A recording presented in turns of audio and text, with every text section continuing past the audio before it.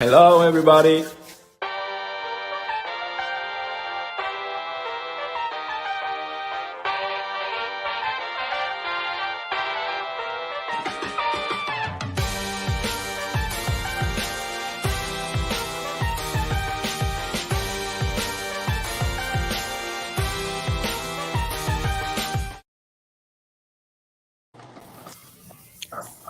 Welcome everybody to Fish Stripes Live.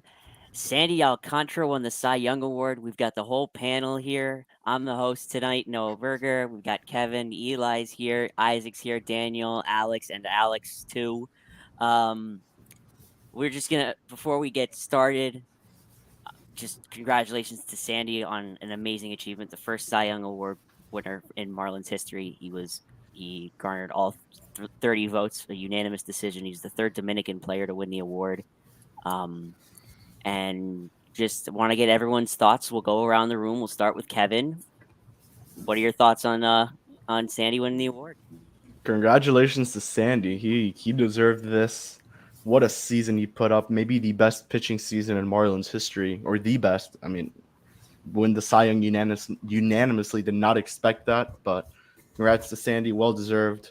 And I can't wait to see what he does next year. Eli. I was pleasantly surprised by how everybody was on the same page with selecting him first with this one. I think it means a lot for him, and this is a long time coming. This is how many months coming since this felt inevitable. So but just to have that distinction means a lot, and this is something. It's a bar that hasn't been reached in Marlins history, which is saying a lot considering the quality of pitching that they've had before.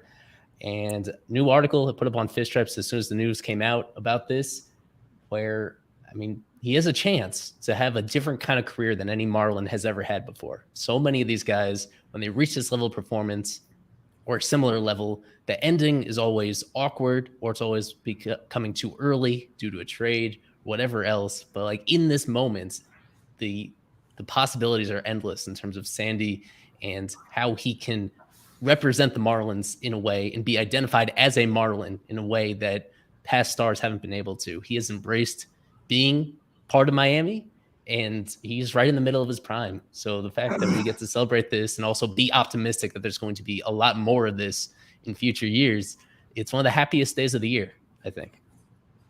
Isaac. Yeah, I think Eli said it perfectly. Ever since his opening day clunker, I don't think this award was never in doubt to who it was going to. I was very pleasantly surprised, like Eli said, that it was unanimous. I was expecting 25 to 27 first place votes for him. And then I was equally surprised that Urias was number 3, Max Fried was number 2. Nevertheless, very deserving award for Sandy Alcantara. We all knew it, but it's just very happy to see him and Pablo and Sandy's entire family there celebrating with him. Immensely deserved, and we are very happy for our ace, who's hopefully be here for a very long time. Daniel. I'm so happy for Sam. Just watching him, during his starts, the ups, a lot of ups, some downs. Seeing him go up against the Dodgers after putting up a clunker before then was one of the best moments of the season. The Cardinals game where he points at Donnie for getting that out is probably one of the best moments just in baseball overall in 2022. I gotta say, I was a little worried just the way the Marlins' luck is and the way things turn out. I was thinking maybe could Julio win it? Could Max Fried sneak in there? Do they not like Miami? They're going to take it, not have a playoff team into consideration. But luckily, Sandy, unanimous award winner, first in Marlins history. I couldn't be prouder. I'm so happy for him, for his family, for everyone involved. This is a special day in Marlins history for sure, for memories and memories. The first ever Cy Young Award winner, and it couldn't have gone to a better person or player. Alex Garver. Yeah, I think you guys have all said it. I mean, I was also surprised that this was unanimous, but it is Marlins franchise history, and so pleasant for such a great guy. Definitely well deserved. The confidence that this guy exudes, and you heard it in his interviews with MLB Network. Is it possible for you to go back to back? Hell yeah! Like I love this guy. This guy is awesome. Definitely a gift to any franchise, and to have him here is special. With everything else aside that the Marlins did this year or didn't do this year, I mean, six complete games. How many more could he have had? Right? He probably could have had like 3 more at least, if not just getting left in or the Marlins scoring some runs and not going into extra innings. So just a special season for him. It probably could have been even better. On a better team, it would have been better. Let all pitchers in WAR, let all pitchers in win probability added. I see what I agree with the writers. I agree that it was unanimous. I'm just surprised that it was, but definitely just an added cherry on top that all 30 writers voted for this man, and a really special day for him and his family. I'm super proud of him. Really cool. Alex Krutchik. Yeah, Alex Carver, you really hit the nail on the head there with 6 complete games. I was just about to say he only had, by my count, like 4 or 5 clunkers of games. Like he went out there and had like maybe 5 bad games. So he had more complete games just by themselves than he did actual bad games. And it's so rare to have an ace like that, like a true ace, not just your best pitcher in the rotation. I feel like the Marlins have been plagued with pitchers at the top of their rotations where they just happen to be the best guy on this team. Sandy is the first guy in a really long time to truly be an ace by every definition of it. And just like you guys, I was surprised that it was unanimous, not because of his performance, but because of the general attitude towards the Marlins in this league. They're not really in the public eye a whole lot. So in order for him to not only win the Cy Young, but to do it unanimously, that in itself shows you what kind of season he had. All right.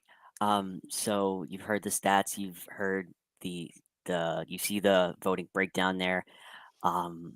It's just, to me, very special for the team and for him as a player. This is something he's talked about wanting to win, and his mentality going into every game is wanting to finish every game, and he could do it every single time. There was maybe 1 or 2 games where I didn't think he had it in him to go the full 9 innings, but no matter what, I thought every time he could go 9 innings. Right. And the thing with them, we could talk all we want about the intangibles, whatever. The fact is, what amazes me is that he just gets better every year, and kind of within every year. Even this year, the start of this year, we were talking about Pablo as like the more likely Cy Young candidate in April than even Sandy was. The improvements that he continues to make is so unusual. This is so rare for a player that just a few years ago was like, his career was very uncertain at that point. As recently as 2019, for him to become an all-star that year, really emerged as the ace of the team in 2020. Then last year, especially during the second half of the year, knock on the door of being an elite pitcher, and this year being the man in all of baseball. This doesn't happen a lot. This is extremely rare. Credit to Sandy, of course. Credit to Mel Stoudemire Jr. Credit to, mainly just those couple of people for the adjustments that they made this year. With what stuck out to me most overall is his changeup, going from a few years ago being almost non-existent to last year being a very nasty, pretty good pitch, to this year being his best pitch and one of the best pitches in all of baseball. Like, you look at it overall, and what sticks out to me is that last year to this year, his strikeouts are the same, basically. His walks are the same in terms of the walk rate and strikeout rate overall. The reason he was good is because nobody could square him up, and nobody could square him up because they didn't know what pitch was coming. And they didn't know what pitch was coming because he could throw any pitch in any count and make guys look like idiots. That's just a testament to the improvements that he's made. There are other pitchers that throw super hard. There are other pitchers that can get swings and misses, but he's one of one in terms of actually putting it all together and dominating the way that he did. I think you can see the value of Mel Stoudemire Jr. and how much of an effect he had on specifically Sandy and the other pitchers in the organization, and how much they've improved in their time with working under Mel. And the fact that the organization made it very clear that Mel Stoudemire Jr. was their number one priority in keeping this offseason. The fact that they signed him to, I think it was like he's now one of the highest paid pitching coaches in the entire league, and he deserves it because he turned Sandy Alcantara into a Cy Young Award winner and has turned this staff into, honestly, could go up against any other staff in the league and probably beat any other staff in the league. If you just look at the pitching side of this team, you can't really poke any holes in it. You can't.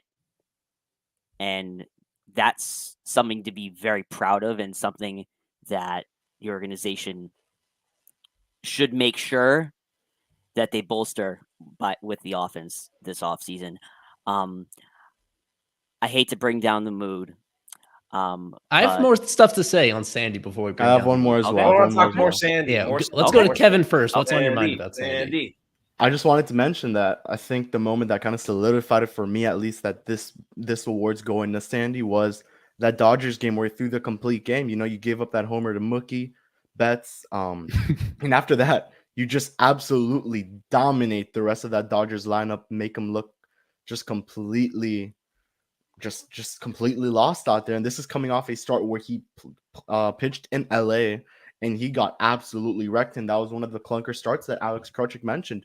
Out of the 4 or 5, that was one of them. And that was just that one team he was really never able to really beat until coming to Miami and just taking down the Dodgers like that. So if there was a moment, in my opinion, that solidified Sandy's Cy Young award, it's that one. And this is someone who works extremely hard. You know, we all have seen it. We have all heard him say the 2-hour workouts after every start the day after. It's crazy what he does, and he really takes this stuff seriously. And I really cannot wait to see what Sandy does next year. Maybe he doesn't put up the season he put up this year, but it'll be very, very close to what he did. And he can pull off what looks to be a velour polo shirt. So that's just another thing. It looks amazing. That's amazing. Right. I also wanted to mention with Sandy about the timing of that extension and how it changed everything. The fact that the conversation around him would be 100% different right now if they had not already extended him. He was good last year. I think at the time, even then, it seemed like the deal that they signed him to was a steal, but that's different from even revisiting it right now after the way that he performed. If he was not already under contract, if he was coming up with just 2 years left of club control right now, the trade rumors would be almost as loud as the praises for Sandy at this moment. And they were able to avoid that. We are very critical of Kim Eng on here, almost all of us, for good reason. And by far her best move and one of the very best transactions in the last year anywhere around baseball is signing him to that extension that they did. So for any fans that are understandably concerned about the decisions that the front office is making, you need to give a lot of credit for that, for them getting the deal done when they did, at the terms that they did, for somehow to get Sandy feeling comfortable about that contract as well in the aftermath of seeing other contracts come out for starting pitchers. And yet to stay focused and to stay determined and to put in as much work as he ever has before and pitch better than he ever has. This is lined up very well for the team. And it's only because like that I won't call it a lucky break, I'll just call that very shrewd move. It gives them a chance to accomplish something as a team over the next few years. If they had not already had him under contract at that kind of rate, then it really looks gloomy moving forward. And this is a bright light in all the question marks about this Marlins team right now. Yep. Anyone else have any comments or things to say? I had one thing. How much does this award, obviously Sandy's award, do we want to give some to Jacob Stallings also for catching every single inning of Sandy's whole Cy Young award? I feel like you have to at least give some share of it to Jacob. Or how do you guys feel about that rapport between Sandy and Stallings, if they could continue that for the future, where Stallings maybe being the primarily catcher for Sandy? So in the press release about the Sandy winning the award, the Marlins noted that Sandy joins, I think it's 1, 2, 3, 4. Oh no, 1, 2, 3, 3 other catchers to have caught every single pitch of a Cy Young Award winner's season. With Tim McCarver and Steve Carlton for the 97 Phillies. I'm going to mess up the name. Damon Berryhill and Greg Maddux in 93. Robinson Chirinos and Justin Verlander in 2019. And now Jacob Stallings with Sandy Alcantara in 2022. Oh, I see that right here. They outlined it in red. Yeah, outlined it in Yeah. red. I'm just getting to it right now. Yeah, it's too big for me to fit in a screenshot, but just know, that Jacob Stallings is a part of this, and it worked. It worked for all the criticism that Jacob Stallings got this past year for understandable reasons, both offensively and defensively. When he was paired with Sandy, he brought out the very best out of him. And that's what he was It's brought in worth to a do. lot. It's worth a lot for a guy that is only making. Stallings is making about $3 million next year. I mean, that's a good value if it ensures that Sandy is going to pitch the way that he has, and it doesn't guarantee everything. I mean, this is something that I think we talked about a couple times during the year, to embrace and enjoy and savor every Sandy start from the season. It could be the best season of his career. I would go as far as saying it is likely the very best season of his career. There have been other pitchers, other Hall of Fame pitchers that have never reached this level of performance in a single season. This is probably the peak, the pinnacle. And you want to be optimistic. You don't want to count him out. I hope he's listening to this and he hears that I don't think he'll have a better season, because maybe that's the motivation he needs to somehow get even better and somehow perform even better moving forward. It's hard to do. It is hard to do it. So much went right with his pitch execution this year that it'll be hard to duplicate. So we can't take for granted what we just saw this year, the fact that he stayed completely healthy, that he has avoided basically any injury throughout his Marlins career. We're just very lucky to enjoy this individual super duper star. One more thing to bring up on this from me. Kershaw was the last NL unanimous award winner. Kershaw didn't do it with the DH. Sandy did it with the DH. So that's another thing to bring up, that pitchers weren't hitting anymore. It wasn't a free out. Sandy earned it all the way. So this is awesome. Really cool day. And side note, but how about Pablo also being there to support Sandy? I thought that was just awesome. Well, they're boys. Yeah, I know. It's just cool to see it. Like the two goats, my guys. Yeah. Oh yeah, Sandy, one of the best pitchers in baseball right now, and especially in Marlins history after that season. It's just really special. I'm a little still in shock just seeing that happen to the Marlins. It's just really incredible. So the question I guess Eli would be the most, available to answer would be, which former pitcher was most deserving but didn't win it? Which Marlin was so close to winning the Cy Young, because this is obviously the first time in franchise history. Was it Brown in 96? Was it Dontrell in 05? Was JJ one of those years? Which time was the most deserving? Well, yeah, the two that are even in the discussion would be Kevin Brown and Dontrell. And I think you have to say it was D-Train in 05. With Brown, statistically, based on how we currently look at the game, he had a strong case. But back then, 26 years ago, wins were still such a prevalent way that people looked at pitchers. So, there was a big deficit between him and John Smoltz that year. I don't think you can make the case that living in that moment, there was a reason to give Brown the award over Smoltz, given that. So the one real controversial one was D-Train finishing behind Chris Carpenter in 05. They were very close overall that season, but D-Train I think he had more complete games off the top of my head. And for most of that year, I think certainly the first half of that year, he was the front runner, and perhaps he faded a little bit during the second half to lose his grasp on that. And if you listen to D-Train talk about it, he still feels in his heart that he was very deserving of it as well. So that's the one.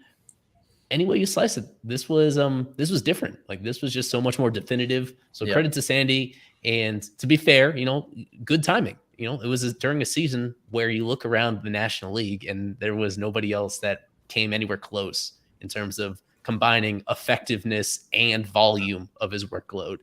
So he was head and shoulders better than everybody in this particular year. The stars aligned that allowed us to not only have this moment of celebration, but also know really for several months now that this was coming, just because of how much he separated himself from the other pitchers that were in the league in 2022. You mentioned seven complete games for Dontrell Willis that year. I would say, to answer this question that Isaac had, I would say Josh Johnson 2010 was a dominant year. I think Halladay unanimous that year, right? I think Halladay got every vote.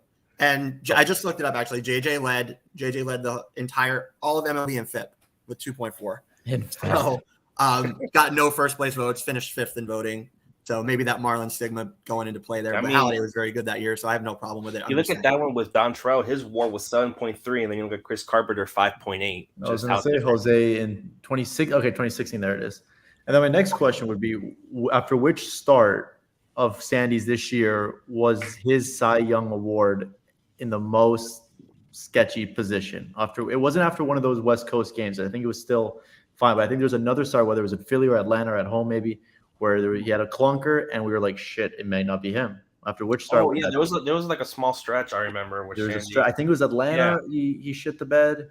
It was like the first month of the season around Yeah, there. I Well, got you. that's No, too not the early to first month of say. the season. No, it I'm was talking like about August, right out of the All-Star break. when Kevin and I had That's Aram it. on, and we asked him the question, if it's not Sandy, Oh, there's a strong. It was sometime in August or September. I'm trying to think, when was it in most doubt that Sandy I would think, it was, not win the award? I think it was Well, one of those Atlanta starts. Let me see. He had a string of starts after the All-Star game, a couple of home starts. Yeah. Yeah. I'm trying to think of that last start of that string Yeah. of 4 starts, Here's in one. which, because that had to have been, the peak of it being shit. It might not be him. There was one against the Mets. He gave up 4 earned Ooh, runs.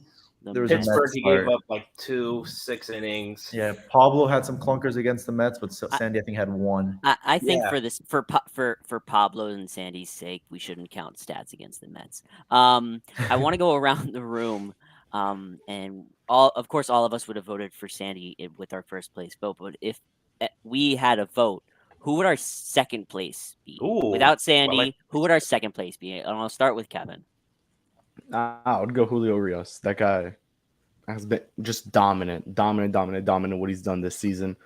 And it's to mention, Max Fried has also had a great season, but Julio Rios, just amazing season he had. And if Sandy wasn't in the NL, I think it would have been Julio winning that Cy Young. Eli.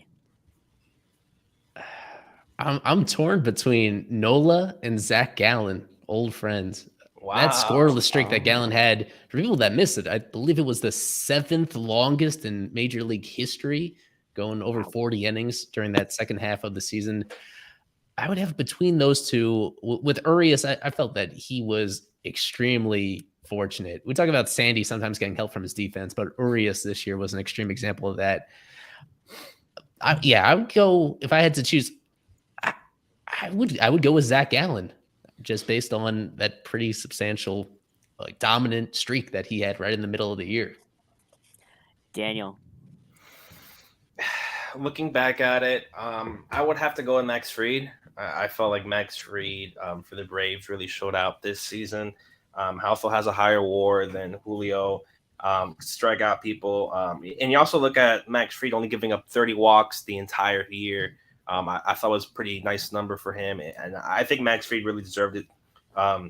Getting second, that's who I would vote. I think Max Fried is my second place vote. If obviously Sandy goes number 1. I just realized Urias was third. Oops. Isaac. In all serious, I can't even say that's fine. Edwin Diaz. No, I'm just kidding. Logan Webb. Max Anthony Fried would have been in my opinion, Max Fried was for sure number 2. Yeah. Starting pitcher. Alex Carver. Man, I would probably honestly go Aaron Nola by the stats and the fact that he plays in a hitter-friendly ballpark. And he played on a great team that made the World Series, and he was a main reason why. So I would say the best strikeout pitcher, or the second best strikeout pitcher in the league next to Sandy would be Aaron Nola. He also doesn't walk a lot of guys, led the league in strikeouts to walk ratio. So yeah, I would give it to Aaron Nola for a second place vote, but it could be any one of these guys: Fried, Urias, Nola, Gallen. I think I could see it going either way, but I would give it to Aaron Nola. Alex Krutchik. I also probably would have gone Aaron Nola. I'm a sucker for good strikeout to walk ratio. I love seeing guys put up big strikeout numbers each game. And then I also probably, just for fun, probably would have given Edwin Diaz a third place vote. Wow. If you're basing it off of how they looked while they were on the mound, no matter how short that outing may have been, Edwin Diaz was fun. It's hilarious how he got a second place vote. Let me ask you guys this really quick. What do you think about Edwin Diaz getting second? Is that something you would have done? Or how do you feel about relievers getting that high of placement votes? I just find it funny. I didn't. I hate it. Yeah, he also I entered know in the Eli Hall of loves Fame, it. I know too. Eli. I know It's Eli's Eli's a fan of favorite that. thing. I can't believe there's anybody that puts a reliever anywhere on their Cy Young ballot in Someone this year. did put him second. Who voted? Who voted for him to be second? It's I know all it's in for there. attention.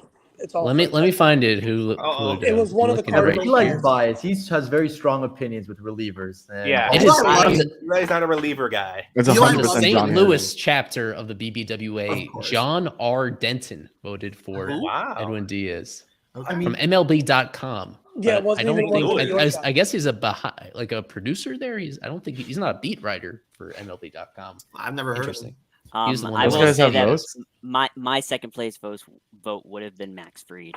Mhm. oh, I wonder why. No, I'm just kidding. I know who Lewis would have voted for. I'll tell you that right now. don't care. Kershaw. I see no Tony didn't- Gosselin. Kershaw Remember didn't those play days? half the season.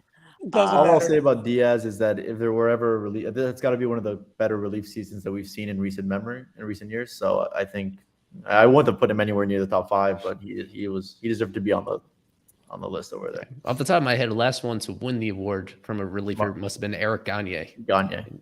God, Yeah. he was awesome. Just from that list you had up earlier, Eli, there's freaking Brian Harvey. Like you put that post out earlier today. Brian Harvey in 1990. Yeah, the bottom. Cy Young votes. Anthony Bass would have won if he was on one team all Oh, year. really quick, let me ask you guys. They're about to I like the announce way you AL. think, Isaac. Who do you guys have winning the AL award? Justin Verlander. Verlander will win it. Really Yeah. won it. Unanimous? You think it'll be unanimous like Sandy? No, it won't be unanimous. Did There's you, gonna did you be guys people see? that There was a tweet from Jim Jim Bowden Bowden. saying that Bowden. Verlander's got it done, but Sandy's going to be extremely close. The NL's gonna be What? extremely close. Everyone's like, dude, what? Maybe Oh, can maybe he someone was quote maybe tweet he was him? remembering the hand check game down here in Miami. I guess I don't know. But yeah, No, I think, but yeah, I Verlander- think it'll be Verlander. Yeah. I don't know. I kind of like Cease. I think It's Cease going can to be sneaky. extremely close. That's hilarious. Big I think Alex Cease probably Manoa might have guy. a shot. Yeah, Verlander. I think it's Verlander in the bag. And Manoa's it's not doing it, like, Verlander, right it's across the Cease. street here, right in Miami. Say it again. Manoa, he's doing his little party or with his family here in Miami. He's a Miami guy, correct? Yeah, I Yeah. think yeah. Sandy's still in Manoa- Miami too. Yeah, Sandy's I at his don't know. house. Plays for Miami. So I think now is a good time to transition to the news of the week and related stuffs. I guess we'll start with the trade that the Marlins made earlier on this week. Oh, Oh, Um, I thought you were talking about the news I'll of the get day. there. not named Sandy. I'll get there. The Marlins made another offseason trade with the Tampa Bay Rays. I think it was Xavier Edwards and JT Chagua. Chagua Yes. from the Tampa Bay Chagua. Rays in exchange for Marcus Johnson Kevin's guy. and I'm forgetting the other name. Santiago Suarez. Santiago Suarez. I should have brought my notes. Same age as Kev. So I just want to get everyone's thoughts on the trade, and I'll start with Kevin.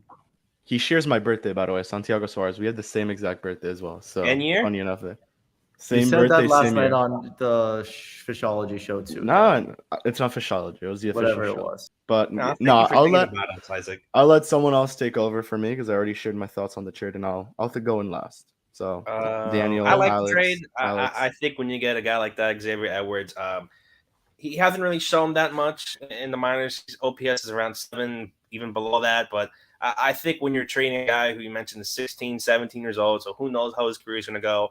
Marcus Johnson, I know he had a really great, strikeout type guy end of his season last year. But I think when you're getting also, I think JT Shog was also an underrated part of this deal. Every time you get a reliever like that, he can probably give you 30, 40, maybe innings.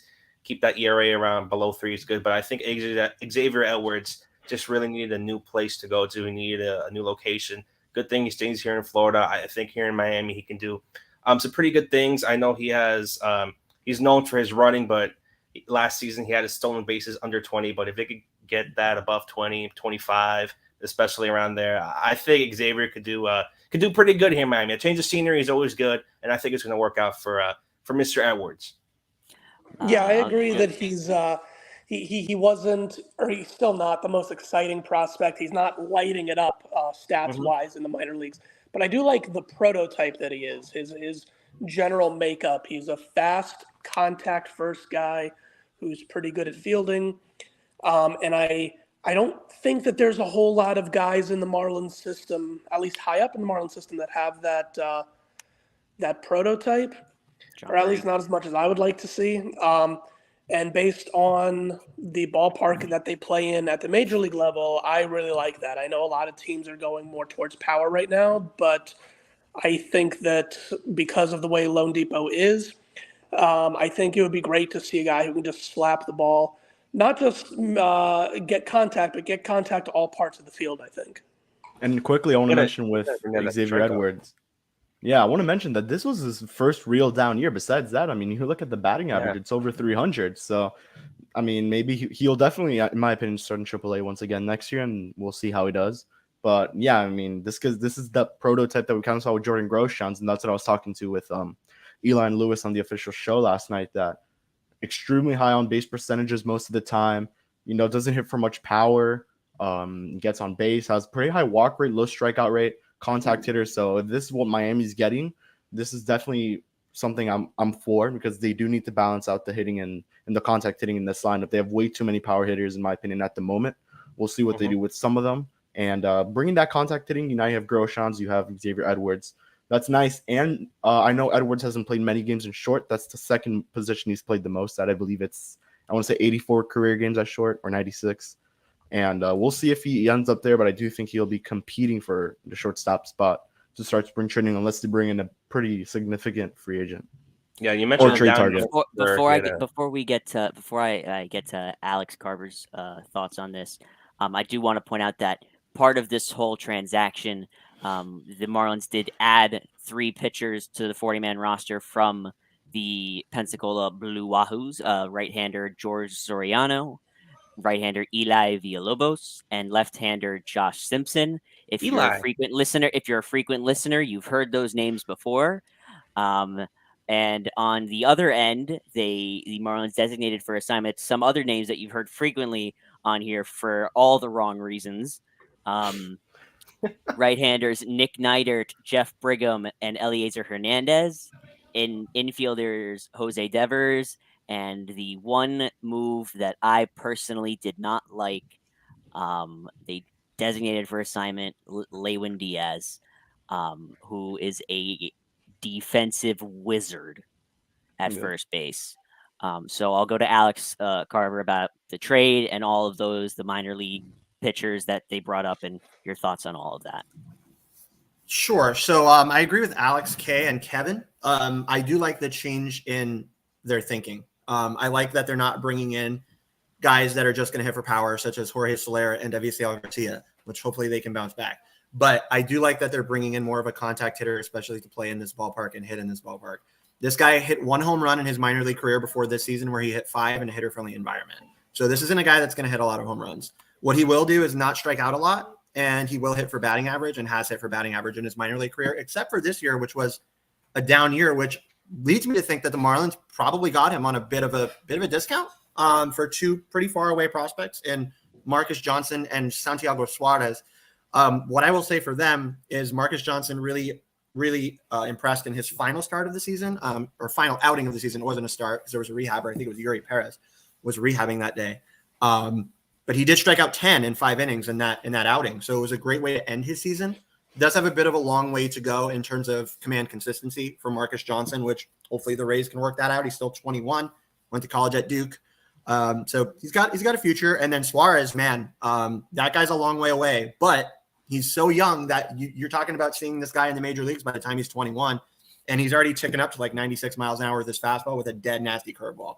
So it's 2 far away prospects for a guy that they hope to be. I think I agree with Kevin, the shortstop of the future here in Miami, and a guy that will hit for good average with great speed on the bases. Like, it's elite speed on the bases.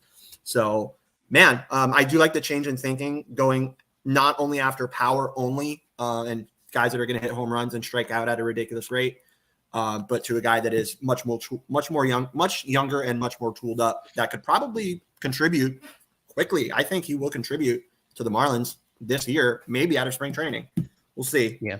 But yeah, I like this trade. It's two farther away prospects, but I do think it may be a slight discount for the Marlins to get this guy for those two pieces, who are good pieces. But I think after his down year, the Marlins kind of got him at a discounted rate, because if you tried to do this trade maybe last year, I think you were giving up a little bit more. So he had a really impressive season in Double A last year. So we'll see, man. Hopefully he can bounce back from where he was this year. I haven't really broken into his video to see, like, compare Double A to Triple A, exactly where he was with the differences. So that'll be something to look at in terms of like what he was doing at the plate that led to his decrease in slash line.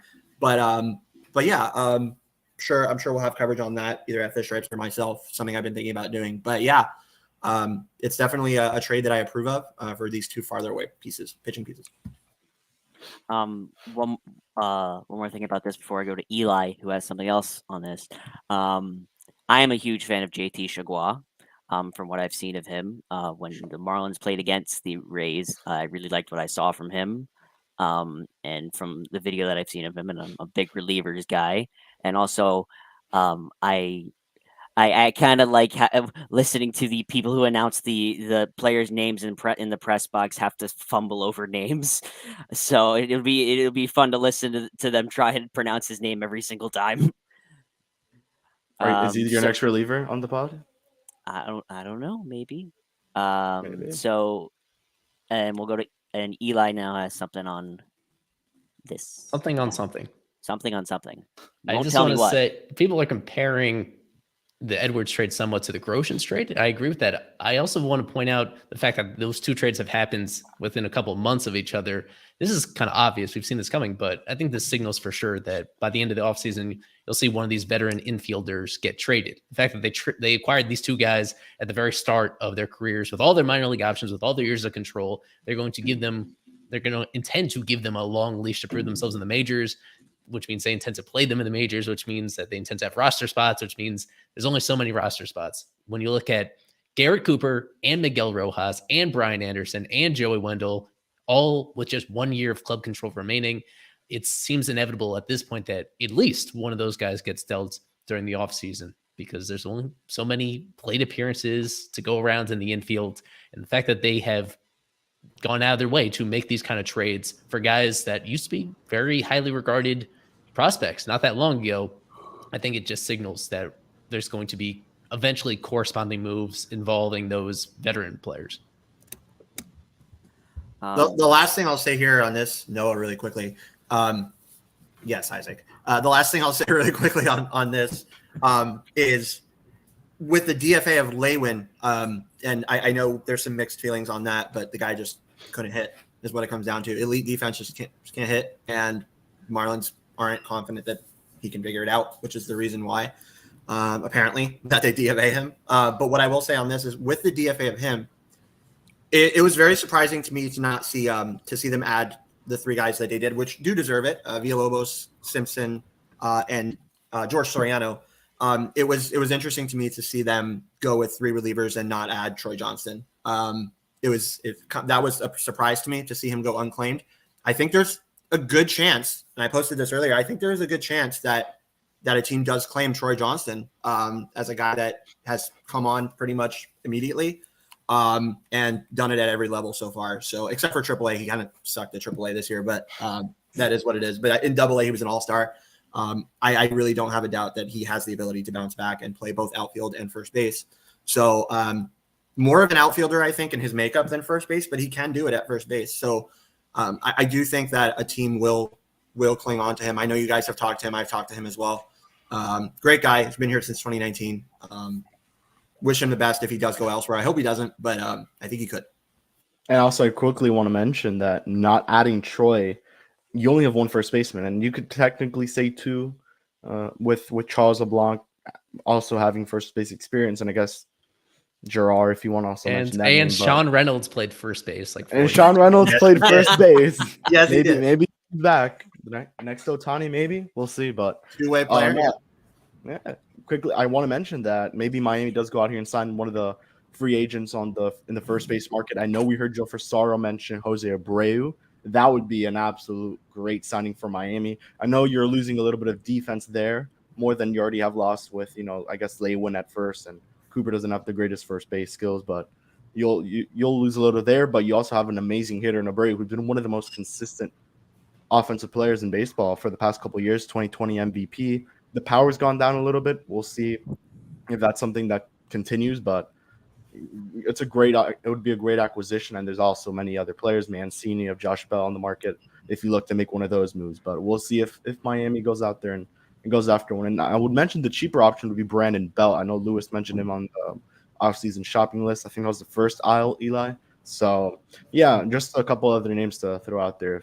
If Troy Johnston does in fact get selected and is not a Marlin anymore, which would be very sad.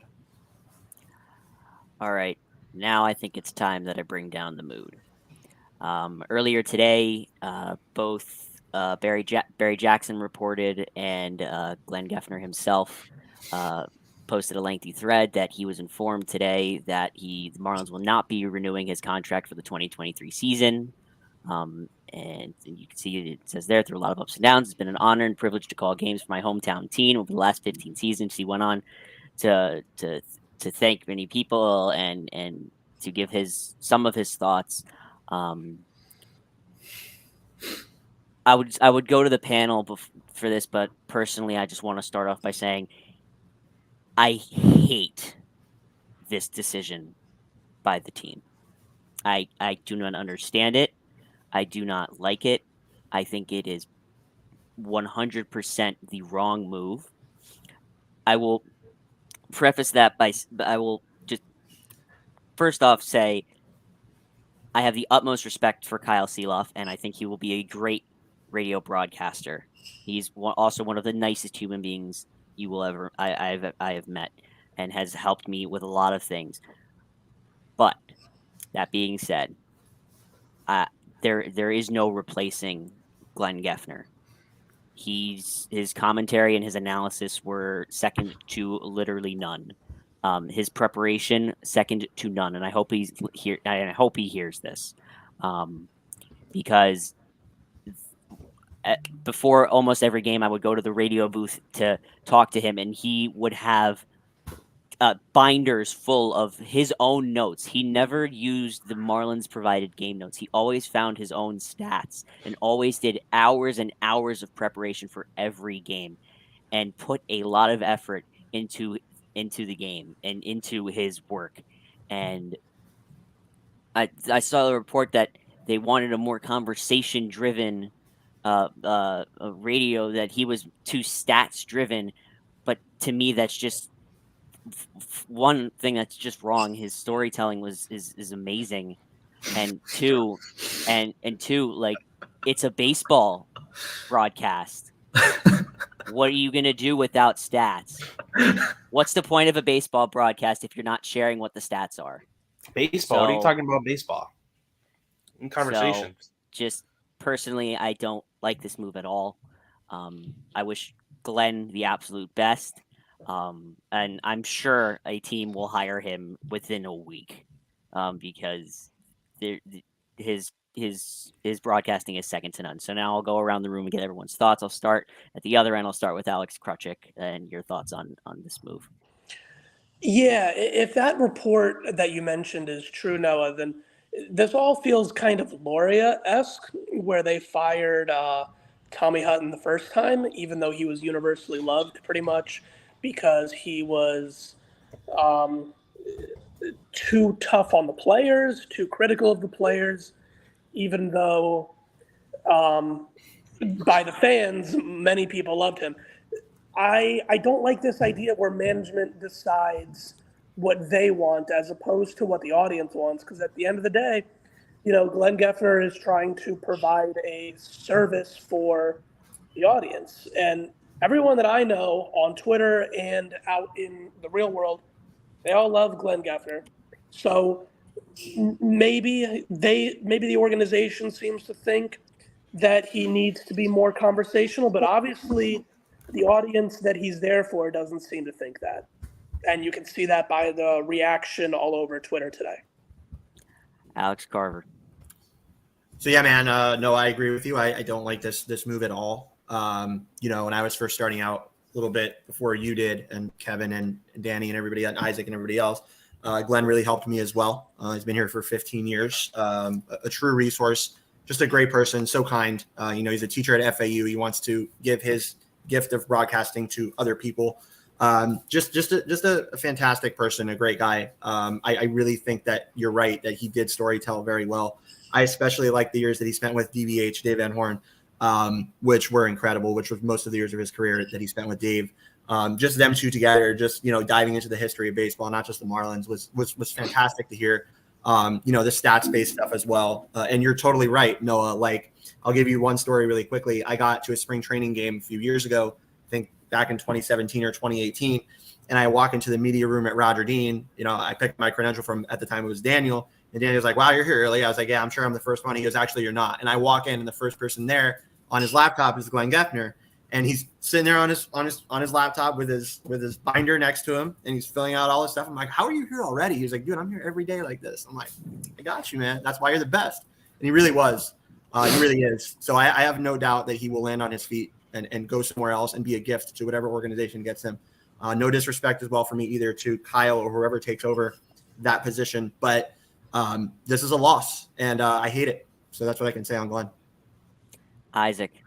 Yeah, I know we're short on time, so I'll keep it brief. I think Alex did a great job. Both Alexes did a great job in describing how I'm feeling. It's absolutely preposterous, in my opinion. It's such an immense loss to the organization. It's one of the worst moves in franchise history, in my opinion. Everything that came out of his mouth during a broadcast was so relevant to the game, to the team, to everything going around the team, and it was just really tough to read that thread from Glenn. Even almost brought a tear to my eye. So it's just a tough loss. We'll get into this a lot more in maybe a future episode of Unfiltered, but it's very tough news for the Miami Marlins. There's no reason to, and the reasoning to it, no storytelling. First of all, you want statistic-driven analysis about the game, and he also does a great job storytelling. So it's just made no sense. So Daniel. Go ahead. Yeah, again, I have to go through, but again, keep it brief. You want to know how great, just how great Glenn was at his job. It's when you look at the press box and you see reporters with their headphones on, listening to Glenn's calls, and I have firsthand experience at that with Noah putting on his headphones, telling us, Don't talk to me during a game. I'm listening to Glenn. Glenn is one of the best in baseball. He's top 5, but he is not 2, 3, 4, and 5. He is the best in baseball. If there was a player comparison right now, he's Aaron Judge. He will land on his feet. One of the best in baseball. Just everything that he does when we're going down to the field, talking to Donnie, talking to the players, having one-on-one conversations, getting to know people, not just as players but as persons. It was just really great overall knowing Glenn at his time there, or as long as I was there. But overall, Glenn, he's really on his feet, and really great. I couldn't have said better than what Noah, Alex, and Isaac said. It's a loss for the organization that will hurt them. That's going to hurt. Eli. I'd say the timing of this bothers me as much as anything. I mean, people that remember just a few years ago, just last year with Todd Hollandsworth, almost as soon as the season ended, the decision was made. And I know that this caught Glenn completely off guard. And for it to happen nearly 6 weeks after the season ended, I can't wrap my mind around it. The reason why he puts out this very transparent thread about being a free agent is because, how many teams heading into next year still have openings that haven't already been searching for openings over the last month or so, that other broadcasters in the industry got a head start at figuring out their 2023 plans. For them to do that to him, for somebody that was with this organization for so long, and not just did a good job, but as you guys touched on, how he interacted with people and how he would help people, how he was supportive of us personally at Fish Stripes, being supportive of us as well. I don't know why they would treat him like this. I don't know why this would happen like this. And if there were issues with his performance in any way, which I don't agree with, if there were, why those weren't brought up to him and given a chance to make adjustments. There's just no explanation for that. We're going to find out more. I'll find out more from the team, and we're going to find out more from Glenn in the near future, hopefully as well, to get some clarification as to what went wrong here for somebody that was the voice. He's been with this franchise for half of their existence, for the majority of the time that the Marlins have been around. So it's no exaggeration to say that he's one of the most important broadcasters associated with the team ever, and probably always will be. Yeah. And this was something of a dream job for him, considering that he grew up in South Florida. Yeah, and 7 Geff Live during 2020. That was fun awesome. as Oh well. my God, that was hysterical. So it's baffling that this happens. I feel similarly to when 5 years ago they parted with Rich Waltz, but at least that was a change in ownership. That was a stranger to them, and Glenn is no stranger to everybody in charge right now. So this is it's simple to say the worst move of the Marlins offseason, player personnel or otherwise. I don't know. I just can't imagine broadcast being as effective without Glenn. Just a quick comment on what Eli said, because I think he's totally right. If there's anybody that they could have gone to and said, if they had a problem with his performance, they want him to be more conversational, as a report that's out, right? I don't agree with that. I think he was conversational enough while mixing in stats, as Isaac said. But there's nobody else that will be able to just take that news that, hey, Glenn, we need you to do this. He'll be able to do it because he's so damn talented.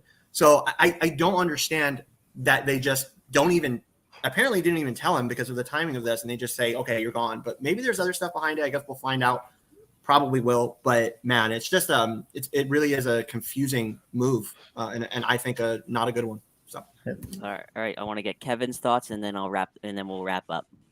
Yeah, this sucks. There's no other way to say it. This absolutely sucks.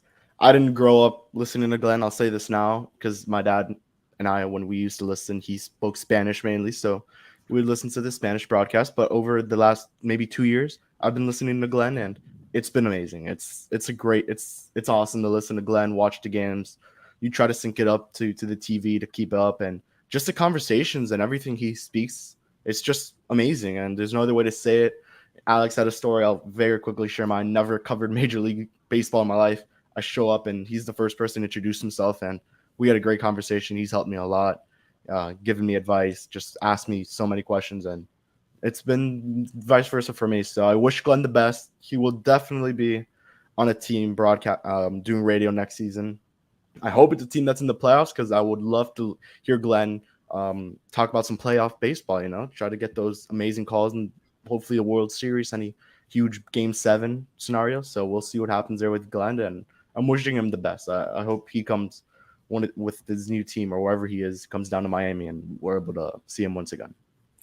All right. So just before we wrap up, I do want to point out that they did just announce that Justin Verlander was the unanimous winner for the AL. Unanimous, so wow. 2 unanimous winners.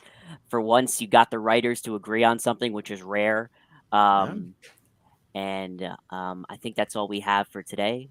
We do not have a stream next week. Is that correct? Unmute yourself there. That is correct. That is correct. Unless something pops up. But for the moment, we're probably going to take Thanksgiving week off and recharge. All right. So we will be back probably the week after. You can find all of our content on fishstripes.com and follow us all on Twitter.